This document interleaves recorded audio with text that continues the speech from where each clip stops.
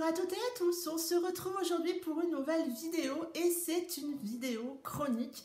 Je vais aujourd'hui vous parler du tome 2 de la saga Mind. Ce tome 2 s'intitule La Détruire de Caroline Guénesse chez Black Ink Éditions.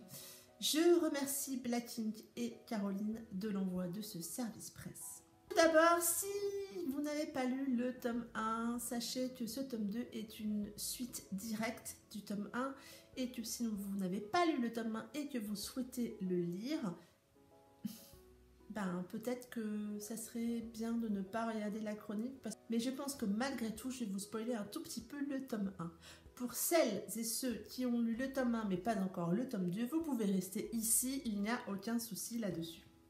On retrouve Bradley et Abigail 5 ans après la fin du tome 1. Ils sont plus amoureux, je dirais, que jamais. Ils ont un petit garçon âgé de 4 ans qui s'appelle Adrian et après avoir passé plusieurs années au Japon pour essayer un petit peu de s'éloigner de tout ce qui leur est arrivé, ils sont de retour à New York depuis quelques mois. Abby travaille maintenant dans l'entreprise de Brad. Elle avait repris ses études lors de son séjour au Japon et a donc pris un poste dans l'entreprise de son mari. Tout semble aller bien entre eux, mais c'est sans compter sur le danger qui les entoure, qui rôde un tout petit peu autour d'eux. Sans compter également sur le retour de la mère de Bradley, Théa, retour qui n'enchante pas particulièrement Abby vu leur première rencontre et du coup on va un petit peu voir que tout ne va pas si bien et je m'arrête là pour le résumer. C'est pour moi un second tome bien réussi, même si je dirais l'intrigue est différente que celle du premier tome. Même si elle reste dans le prolongement du tome 1, j'ai trouvé l'intrigue de ce second tome différente. J'avoue, au départ, j'ai eu l'impression qu'on partait un peu dans tous les sens. Il y avait différentes histoires ou différents sujets qui étaient abordés. Et je me suis bien demandé à un moment où c'est que l'auteur voulait nous emmener. Et en fait, on se rend vite compte que tout est assez bien imbriqué. Toutes ces choses qu'on a l'impression qui partent dans tous les sens sont finalement assez bien imbriquées, je dirais même de manière judicieuse, donc c'est bien mené de la part de l'auteur. Nos deux personnages ont bien évolué depuis le tome 1, on retrouve un Bradley bien différent. Je l'avoue, il m'a moins plu dans ce tome 2. Il a perdu de sa confiance, sans doute du fait de ce qui s'est passé dans le tome 1. Et cela lui amène, je dirais, un amour déraisonné, un amour qui le rend affreusement jaloux. Et j'ai trouvé ça personnellement un petit peu agaçant de voir à quel point il pouvait être étouffant avec Abby. Abby, elle a gagné en assurance. C'est une femme maintenant qui est épanouie. On la sent pleinement heureuse dans son rôle de maman, pleinement heureuse aussi dans son rôle de femme qui travaille. Elle est un petit peu désappointée par rapport aux crises de jalousie de Brad, mais elle l'aime. Donc, elle va être amenée à lui cacher certaines choses pour son bien. Théa, la mère de Bradley, est juste à baffer. Il n'y a pas d'autre terme.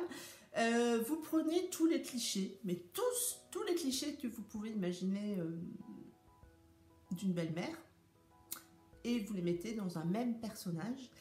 Et du coup, ça la rend très énervante, très... Oui, c'est agaçant, limite très épidermique. J'ai d'ailleurs trouvé Abby relativement patiente par rapport à cette belle-mère envahissante, cette belle-mère cassante, qui a tendance souvent à la rabaisser. Et oui, elle ne se laisse pas faire, mais elle a aussi beaucoup de patience vis-à-vis de ça, beaucoup de respect du fait que ça soit la mère de l'homme qu'elle aime, mais elle n'est pas tendre quand même, Théa, avec Abby. On retrouve aussi Suzanne, on apprend à mieux la connaître dans ce second tome. On découvre sa folie, on découvre toute la vengeance qu'elle est en train de mettre en place, qu'elle veut mettre en place. Et j'ai personnellement beaucoup aimé les chapitres où on a son point de vue. C'est assez bizarre de dire ça, puisque c'est quand même le point de vue d'un être, du côté méchant, entre guillemets.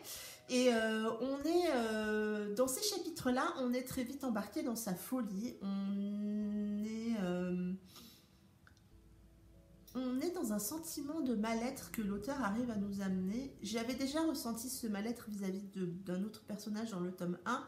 Je vous laisse voir ma chronique si vous avez envie d'aller la voir. Mais j'ai ressenti beaucoup de mal-être en ayant son point de vue. Oui, on découvre vraiment sa folie. Il y a beaucoup de tension dans ces chapitres-là. Et même si on est dans sa tête, on a clairement du mal à savoir où elle veut aller, où elle veut, jusqu'où va l'amener sa folie.